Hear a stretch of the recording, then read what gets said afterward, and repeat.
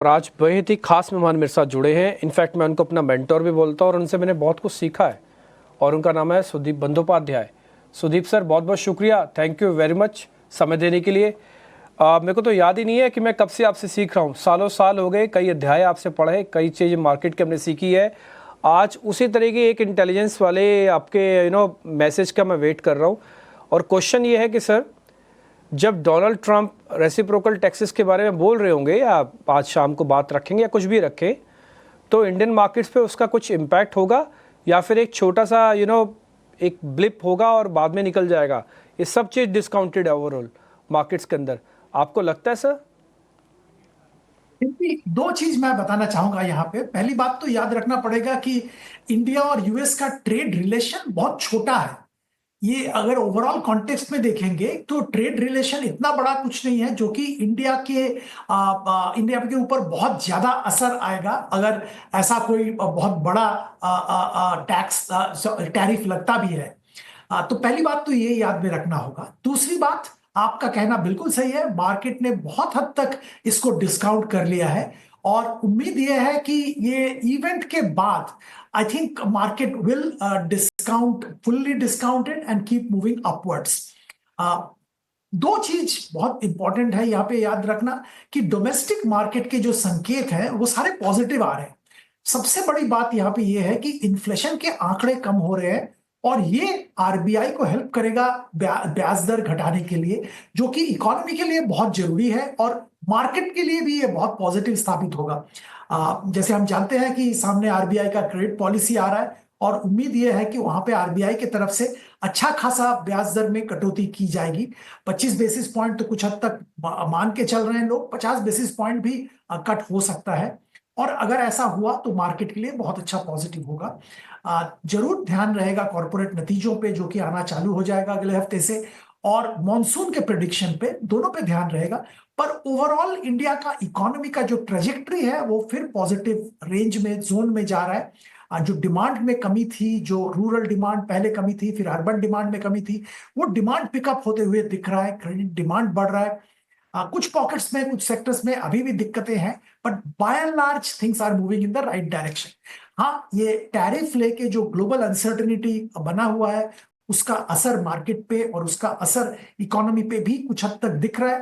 पर हमारा मानना तो ये है कि बहुत हद तक ये डिस्काउंट हो चुका है। इंडिया पे इतना बड़ा कोई असर नहीं होगा क्योंकि इंडिया का ट्रेड रिलेशन इसके साथ बहुत बड़ा नहीं है। सो हम लोगों को आगे की तरफ देखना चाहिए और आगे की बात करनी चाहिए। टैरिफ हो गया, कल वैसे भी खत्म हो जाएगा इस पे डिस्कशन। बिल्कुल आपकी ठीक है सर, एक तो छोटा है और दूसरा डिस्काउंटेड है। ये काफ़ी हद तक मेरे को आपके मैसेज से समझ में आ रहा है। लेकिन सर, मैं अगर ये छोटा भी और ये डिस्काउंटेड भी है तो मार्केट चर्न कैसे करेगा? फिर ये चर्निंग करते समय अर्निंग्स को वेटेज देगा? ये सेक्टोरल चर्निंग में ऑटो और आईटी जो अभी नहीं चले हैं उनको ज़्यादा वेटेज देगा? फिर मार्केट मूव ऑन कैसे करेगा सर?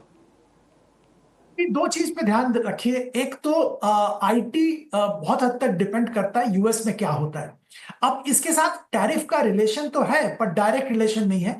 अगर ये टैरिफ और ये सब जो मेजर्स यूएस प्रेसिडेंशियल एडमिनिस्ट्रेशन ले रहा है, इसके चलते यूएस में एक रिसेशन का या स्लो डाउन का माहौल आ जाए, ब्याज दरें बढ़ना चालू हो जाए या ना घटे, तो यूएस इकोनॉमी में स्लो डाउन के कारण US IT budget, US corporation का आईटी बजट नहीं बढ़ेगा।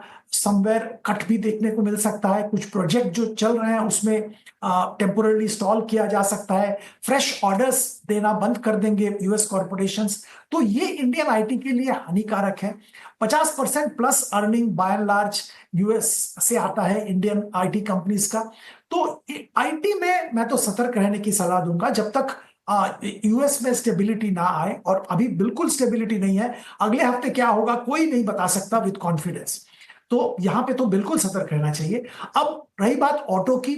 ऑटो में मैं दो चीज कहना चाहूंगा। पहला तो डोमेस्टिक फोकस्ड ऑटो कंपनीज पे ध्यान देना चाहिए क्योंकि ये टैरिफ लेके जो हल्ला, जो शोर मचा हुआ है और इसका असर किस पे कितना कैसे होगा ये बताना मुश्किल है। जैसे टाटा मोटर्स हम लोग जानते हैं कि उनका करीबन लगभग 25% उनका सेल जैगुआर लैंड रोवर का यूएस में होता है। अब अगर टैरिफ बहुत बड़ा आ गया, यूएस में कुछ ड्यूटीज बढ़ गए हैं, और जैसे उन्होंने ऑलरेडी बोला है कि 25% नॉन यूएस मैन्युफैक्चर्ड व्हीकल पे 25% ड्यूटी होगा, तो ये सब का असर टाटा मोटर जैसे कंपनी पे जरूर आएगा। कुछ ऑटो कंपोनेंट्स कंपनीज यूएस के बाहर मैन्युफैक्चर करके यूएस में बेचते हैं, वहां पे क्या असर होगा अब ये सब बताना बहुत मुश्किल है। पर डोमेस्टिक फोकस्ड ऑटो कंपनीज, मैं एक नाम भी दे रहा हूं, महिंद्रा। महिंद्रा का by and large business India में है। एसयूवी में अभी अगर आप देखें, पिछले महीने के आंकड़े भी देखेंगे, उनके नंबर सबसे बेहतरीन आए हैं। ट्रैक्टर्स में पिकअप हो रहा है। ईवी में उनका अच्छा खासा स्ट्रैटेजी, अभी तक कुछ ग्राउंड पे कुछ आया नहीं है, पर स्ट्रैटेजी और जो व्हीकल लॉन्च करने की बात कर रहे हैं इंटरेस्टिंग लग रहा है, और वैल्यूएशन के लिहाज से भी अभी भी अट्रैक्टिव लग रहा है। तो इंडिया फोकस्ड ऑटो कंपनीज पे ध्यान देना चाहिए। जो ज्यादा यूएस में काम करते हैं या यूएस मार्केट से जुड़ा हुआ है, वहां पे थोड़ा सतर्क रहना जरूरी होगा। कह सकते हैं कि गागर में सागर भरने का काम किया है। और हम बार बार देखिए इस मुद्दे को इसलिए टच कर रहे हैं क्योंकि आप लोग जानना चाहते हैं, और अब इसके जितने भी पहलू हो सकते हैं उसके बारे में हम चर्चा कर रहे हैं और एक एक चीज़ डिकोड कर रहे हैं कि अगर रेसिप्रोकल टैरिफ मान लीजिए अमेरिका अगर लगाता भी है, उसका क्या असर हो सकता है और कौन सी कंपनीज इम्यून रहेंगी, उसके बारे में तो आपको गाइड कर ही दिया सुदीप सर ने। M&M भाव भी सही है, 2800 रुपये था, अभी थोड़ा सा हाल फिलहाल करेक्शन फिर से आया ऊपरी स्तरों से, प्रॉफिट टेकिंग फिर से हमने देखी है और अभी 2600-2650 रुपये के रेंज में आकर ये शेयर कारोबार कर रहा है। पर आपकी राय में जानना चाहती हूँ सर। एक तो द एंटायर वर्ल्ड कह सकते हैं कि लिबरेशन डे एज दे से इसका इंतजार कर रहा है, किस तरह से टैरिफ को लेकर अनाउंसमेंट्स आएंगे इसका इंतजार कर रहा है, और इसी में भारत भी क्लोजली मॉनिटर कर रहा है रेसिप्रोकल टैरिफ्स को लेकर किस तरह के डेवलपमेंट्स आएंगे which can impact the economy. Sir 3 scenarios बताए जा रहे हैं जिसका इम्पैक्ट देखने को मिल सकता है। इन तीनों में से एक सिनेरियो पर कामकाज हो सकता है, डोनाल्ड ट्रंप अनाउंस कर सकते हैं। एक सेक्टर स्पेसिफिक सिनेरियो जहां पर all the global players affect होते हुए दिखेंगे। दूसरा कंट्री स्पेसिफिक सिनेरियो जहां पर पर्टिकुलरली कंट्री अफेक्ट होते दिखेंगे और इसमें इंडियन इकोनॉमी पर भी एक इम्पैक्ट आएगा। और तीसरा प्रोडक्ट स्पेसिफिक सिनेरियो। कौन से सिनेरियो पर ज़्यादा काम होता हुआ है या कौन से सिनेरियो पर अनाउंसमेंट होते हुए आपको नज़र आते हैं, और क्या कोई ऐसी खबर आ सकती है जो इंडियन मार्केट्स को एक तरह से परेशान कर पाए? देखिए मानसी, ये मतलब मैं स्पेकुलेटिव है, पर मैं बताऊंगा मेरा जो आइडिया है। मुझे लग रहा है कि ये प्रोडक्ट स्पेसिफिक टैरिफ अनाउंस करेंगे। जैसे पहले भी ट्रेंड देखा है हमने, ऑटोमोबाइल्स पे बोला ट्रम्प साहब ने कि डोमेस्टिक मैन्युफैक्चर जो हो रहा है उस पर कोई कुछ टैक्स वगैरह कुछ नहीं है, पर जो इंपोर्ट हो रहा है उस पर 25% टैरिफ लगेगा। और उनके लिए ये सबसे ईजी है इम्प्लीमेंट करना भी। और अगर यूएस में मैन्युफैक्चरिंग को बढ़ावा देना है तो यही शायद बेस्ट वे भी है, मुझे लगता है। तो प्रोडक्ट वाइज शायद अनाउंस करेंगे, और क्योंकि they are again and again saying कि दे आर कंट्री न्यूट्रल, सबके ऊपर इंप्लीमेंट होगा, एक तरह से इंप्लीमेंट होगा, तो शायद product wise they will come ahead and announce. पर उसमें एडवांटेज ये रहेगा कि बाद में कंट्री, एक बार प्रोडक्ट वाइज ब्रॉडली अनाउंसमेंट के बाद country wise they will probably do bilateral arrangements और एग्जेम्पशंस और कुछ वेरिएशन, वो बाद में होता रहेगा। पर अभी जो अनाउंसमेंट आएगा मुझे लगता है प्रोडक्ट वाइज आएगा।